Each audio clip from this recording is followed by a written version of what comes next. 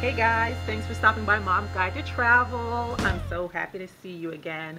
Been a few weeks. I always say that it's been a few weeks since I did a video, but yeah, it's been a few weeks since I've done a video. Last weekend I went to New York City solo. I went to a conference called the Blogger Conference in New York. It's like this huge conference for bloggers, and it's Blog Her. I always just slur it. That's just the New York accent.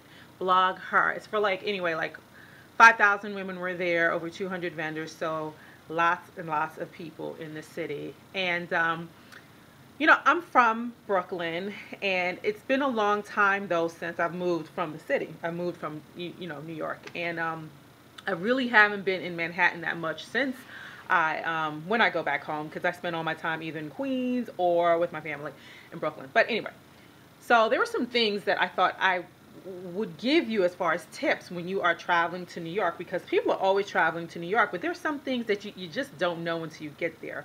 And some of the things that I noticed about the city is that, it seems a lot more hectic to me. New York has always been crowded, but it's even more crowded now, and there's just ways that you need to learn how to manage that. And one of the things is deciding when you want to travel. Like, everybody wants to travel in the summertime. That's great, but I just told you New York is crowded. New York is always crowded.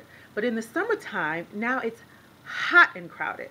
I don't know about you, but I can't stand being around a lot of people when it's really, really hot and humid. And that's what New York is. So if you can avoid it as a tourist, I would say avoid it. But, if summertime is all you have off, then go. By all means, go during the summertime. The other thing is a walking tip. Okay, so when you're walking down the street, because it's a very pedestrian city, and you will want to walk most of the time in the daytime to explore, go eat, go shopping, whatever.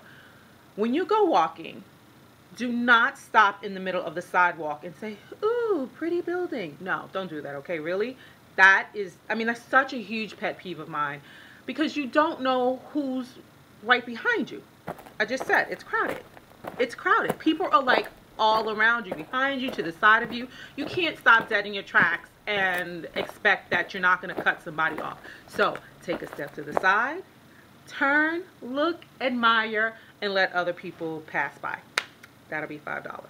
The other thing is cabs.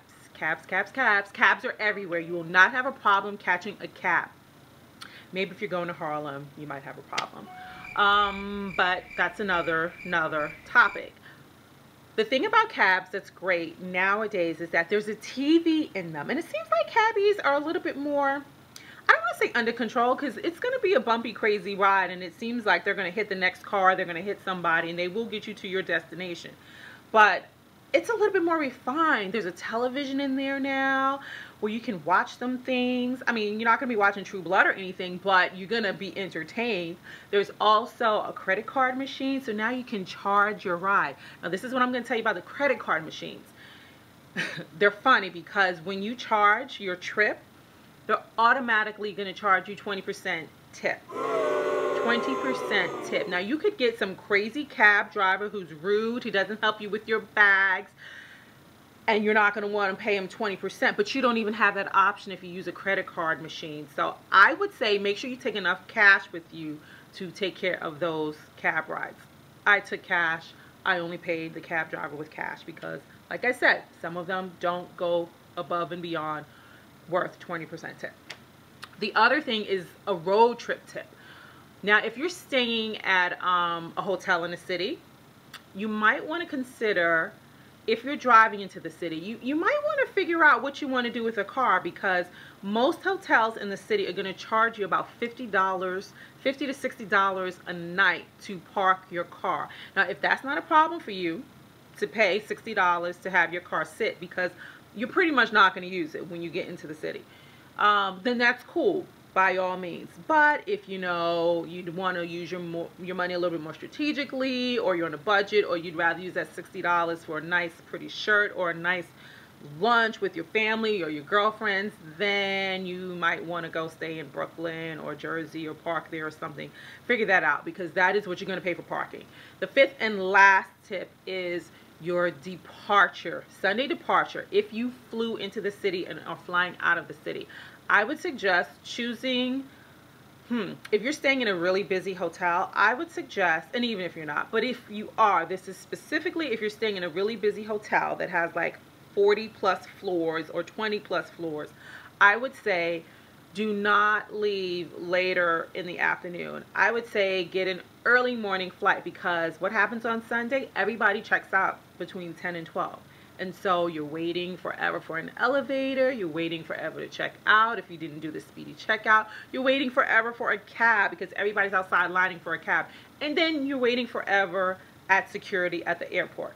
And you have to go through all of that traffic in the city on Sunday mid-afternoon to get to the airport. So if you can, I know it's early, you probably partied Saturday night, but if you can get that early Sunday morning flight so that you can just get out and avoid all of that drama, by all means do it.